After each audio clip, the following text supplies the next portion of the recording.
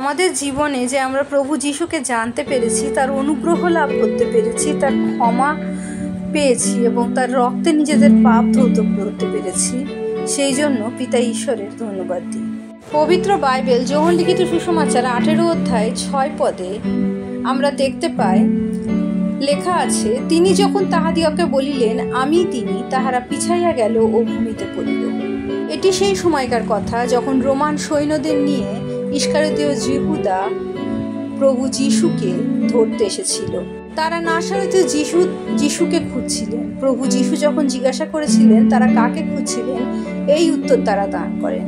কিন্তু প্রভু যিশু যখন বলেন আমি তিনি, তারা পিছাইয়া গেল এবং ভূমিতে পড়িল।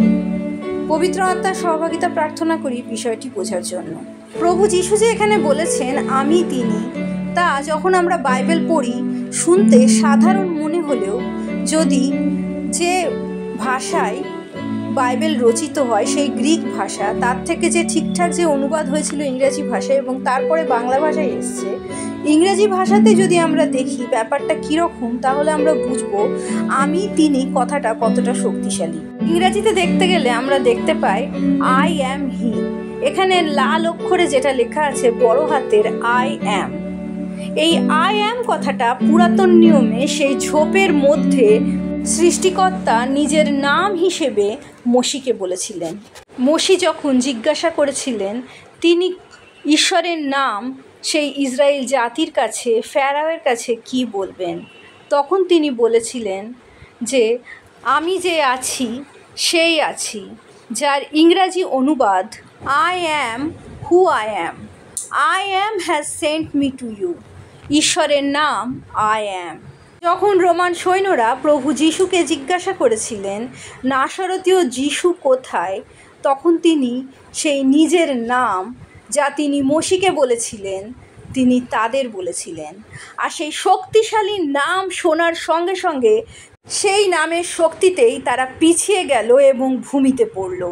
কত শক্তিশালী সেই পিতা ঈশ্বরের নাম, প্রভু যিশুর নাম আমি সেই, আমি আছি, আই অ্যাম। তারপর আমরা দেখি যখন পিতর মল্ক নামক একজন সৈন্যের কান কেটে দিলেন, প্রভু যিশু তাকে সুস্থ করলেন। লিখিত সুসমাচারে আমরা দেখতে পাই তিনি পিতরকে বলে, আর তুমি কি মনে করো যে আমি আমার পিতার কাছে বিনতি করিলে তিনি এখনই আমার জন্য দ্বাদশ বাহিনী অপেক্ষা অধিক দূত পাঠাইয়া দিবেন না? প্রভু যিশু জানতেন যে তিনি যদি একবার আহ্বান করেন দূতের বাহিনী, যা শুধুমাত্র ইসরায়েল জাতিকে নয়, রোমীয় সৈন্যদের নয়, পুরো পৃথিবীকে ধ্বংস করে দিতে পারে, এত শক্তিশালী বাহিনী পিতা ঈশ্বর তার জন্য পাঠাবেন। কিন্তু প্রভু যিশু পিতা ঈশ্বরের পরিকল্পনা পূর্ণ করলেন। ঈশ্বরের যা ইচ্ছা, যা পরিকল্পনা, তিনি নিজেকে সমর্পণ করলেন। যিশায়া ভাববাদী পুস্তকে যেমন লেখা আছে, তিনি উপদ্রুত হইলেন তবু দুঃখ ভোগ স্বীকার করিলেন, তিনি মুখ খুলিলেন না। মেষ শাবক যেমন হত হইবার জন্য নীত হয়, মেষি যেমন লোমছেদকদের সম্মুখে নীরব হয়, সেইরূপ তিনি মুখ খুলিলেন না। তিনি নীরবে পিতা ঈশ্বরের পরিকল্পনা পূর্ণ করলেন, দুঃখ ভোগ করলেন, ক্রুশবিদ্ধ হইলেন, মরিলেন। সেই ক্রুশবিদ্ধ হয়ে মৃত্যুর আগে শারীরিক যাতনা ভোগ করলেন, অপমান ভোগ করলেন, শুধুমাত্র পিতা ঈশ্বরের সৃষ্ট মনুষ্য জাতিকে তার কাছে ফিরিয়ে দেওয়ার জন্য ভাববাণী পূর্ণ করলেন।